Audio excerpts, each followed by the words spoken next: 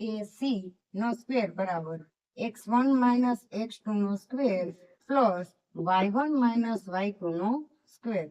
હવે એ અને સી બિંદુના યામ લેવાના.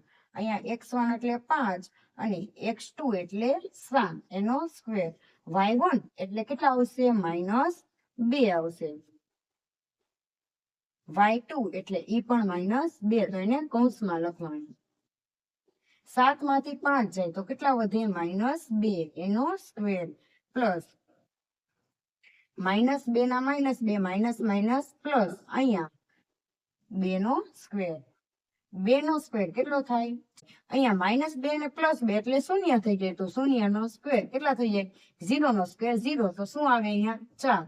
પણ AC નો સ્ક્વેર. હવે વર્ગ આ બાજુ જાય તો શું લાગે? વર્ગમૂળ. ને 4 નું વર્ગમૂળ કેટલું થાય? અહીંયા 2. તો આપણને AC મળી ગયા. કેટલા આવશે? 2 આવશે.